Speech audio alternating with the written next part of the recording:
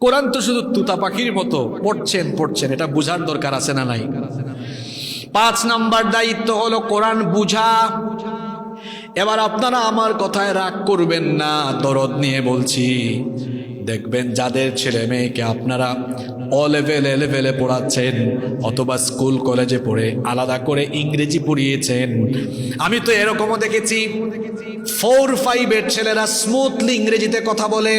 আমি নিজে দেখেছি এদের হাতে ইংরেজি পত্রিকা দিলে, দ্য ডেইলি স্টার যদি দেন কি সুন্দর পড়ে আর বুঝে, কোনো ম্যাগাজিন দিলে সেটাও তারা বুঝে ফেলে।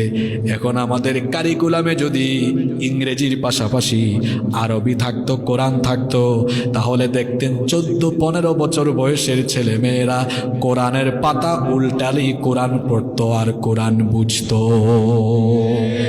বিষয়টা হয়ে যেত আপনার এইরকম, তারা কোরআনের পাতা উল্টাবে আর তারা কোরআন বুঝবে।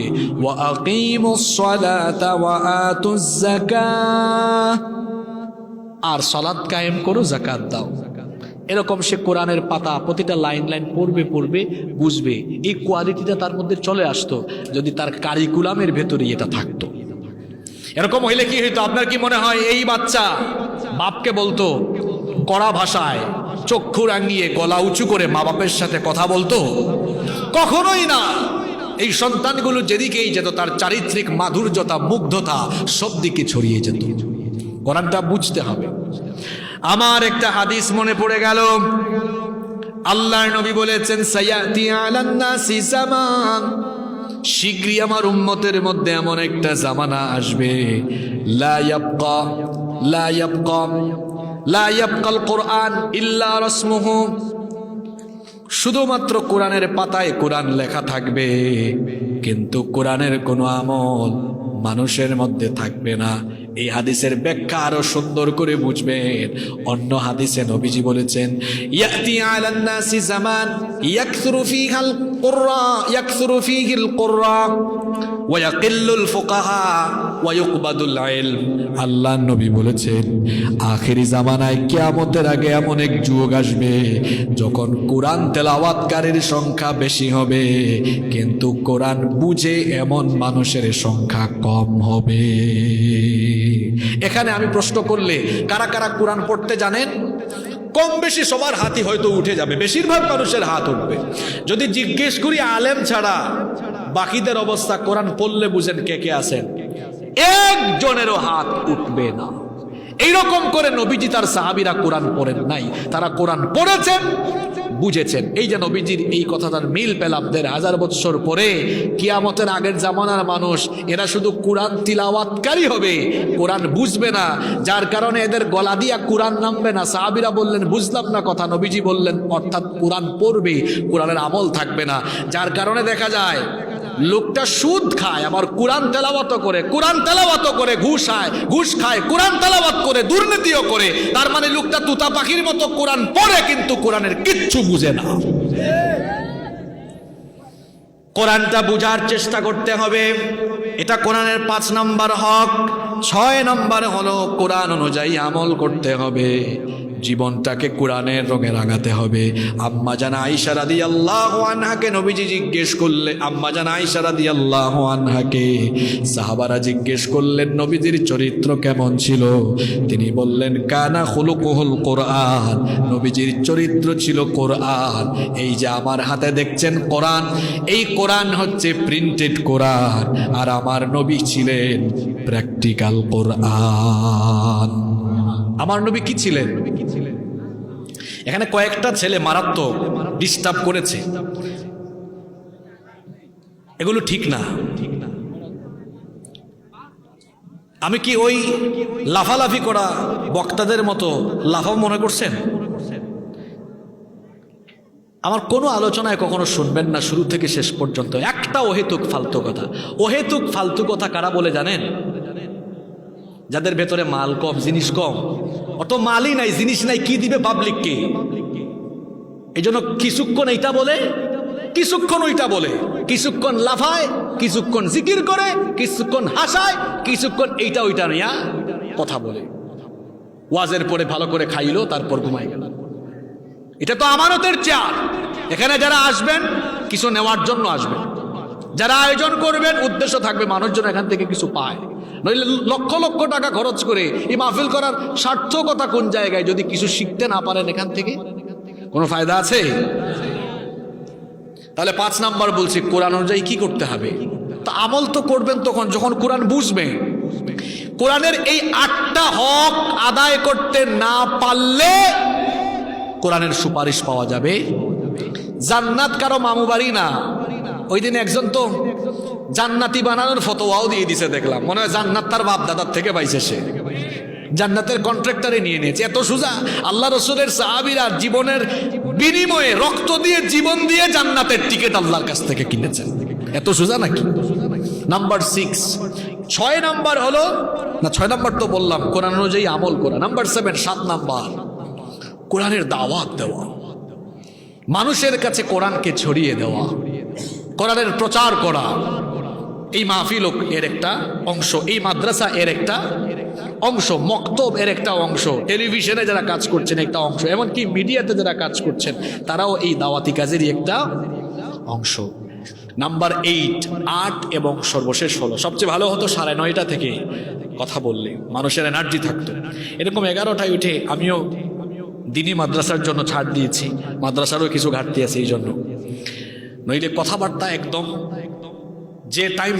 যে টাইমটাতে মানুষের ধৈর্য থাকে ওই টাইমে আসলে এগুলো বলার দরকার ছিল। নাম্বার 8 এবং সর্বশেষ হলো কোরআন অনুযায়ী জীবনের সব কিছু পরিচালনা করা, ব্যক্তি, পরিবার, সমাজ, অর্থনীতি, রাজনীতি, সব কিছু। এটা তো মনে হয় মসজিদ, তাই না? এই মসজিদে যদি আগামী জুমা ইমাম সাহেব বলেন মসজিদ সভাপতির আইনে, সেক্রেটারির আইনে চলবে না, চলবে আল্লাহর আইনে, কোরআনের আইনে, দেখবেন সভাপতি সেক্রেটারিও বলবে হুজুর আপনি ঠিকই কইছেন, আমাদের কোনো আপত্তি। মুসল্লাও বলবে হুজুর ঠিক কথাই কইছেন, আল্লাহর আইনে মসজিদ চলা উচিত।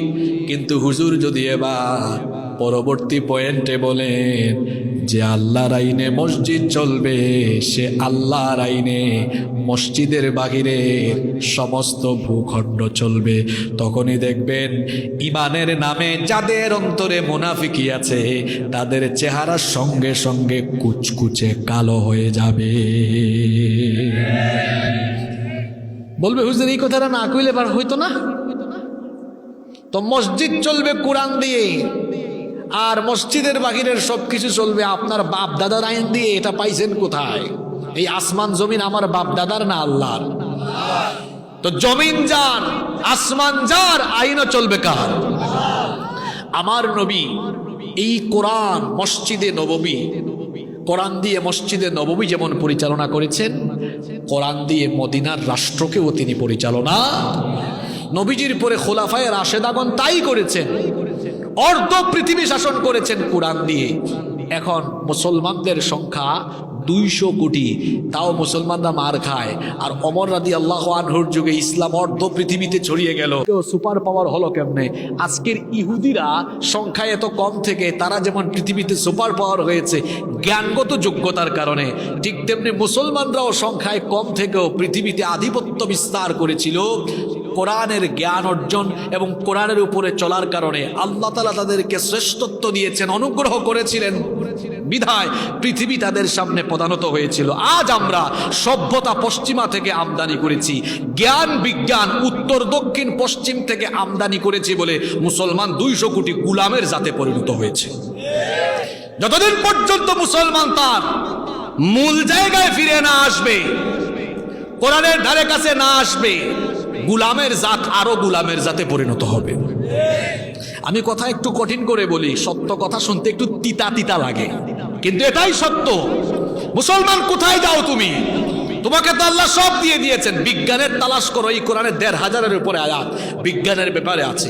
Cosmology, astronomy, human embryology, physics, chemistry, marine science, geology, তারপরে বিগ ব্যাং থিওরি, বিজ্ঞানের কোন জিনিসটা আছে যেটার কথা এই কোরআনের মধ্যে নাই? এখানে আছে প্রাগৈতিহাসিক তথ্যাদি। কি নাই এখানে? আপনার অর্থনীতিকে কিভাবে চাঙ্গা করবেন সেটাও এখানে আছে।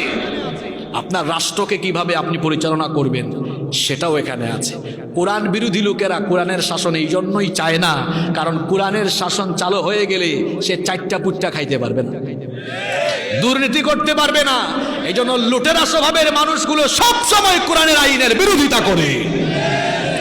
কিন্তু একজন ইমানদার সব সময় কোরআনের আইনের পক্ষে থাকবে। আমরা কোরআনের আইন, কোরআনের শাসন প্রতিষ্ঠা হোক চাই কি চাই না? মুখে মুখে চান না দিলের থেকে চান? এই কয়টা হকের কথা বললাম মনে করাই দিই। 1 নাম্বার, বিশুদ্ধভাবে এই কোরআন তিলাওয়াত করা। 2 নাম্বার, বেশি বেশি তিলাওয়াত করা এবং শোনা। সকাল শুরু হবে কি দিয়ে? 3 নাম্বার বলেছি কোরআন শিক্ষা দেওয়া, অধীনস্থদেরকে কোরআন শেখাবেন। 4 নাম্বার বলেছি যতটুকু পারেন কোরআন মুখস্থ। 5 নাম্বার, কোরআনকে বুঝার চেষ্টা করবেন। প্রত্যেকের বাড়িতে 1,500-2 হাজার টাকা দিয়ে, 2-3 হাজার টাকা দিয়ে বাংলায় অনুবাদ করা এক সেট তাফসির ঘরের মধ্যে রাইখা প্রতিদিন 10-15টা আয়াত একটু পড়তে পারবেন না? যেটা বুঝেন না হুজুরদের কাছে যাবেন, হুজুর এই জিনিসটা বুঝলাম না। জ্ঞানের পিপাসা যেন আমাদের মধ্যে থাকে, আল্লাহ কবুল করেন। এরপরে 6 নাম্বার, কোরআন অনুযায়ী আমল করা। 7 নাম্বার, নিজের জায়গা থেকে কোরআনের দাওয়াতি কাজে, দাওয়াতি আন্দোলনে শামিল হয়ে যাওয়া। 8 এবং সর্বশেষ হলো কোরআনের শাসন প্রতিষ্ঠায় নিজেকে নিবেদিত প্রাণ করে দিয়ে কাজ করা। এই 8টা কাজ করতে পারলেই নবীজি বলেছেন এই কোরআন তোমাদের জন্য সুপারিশকারী হয়ে যাবে। সুবহানাল্লাহ।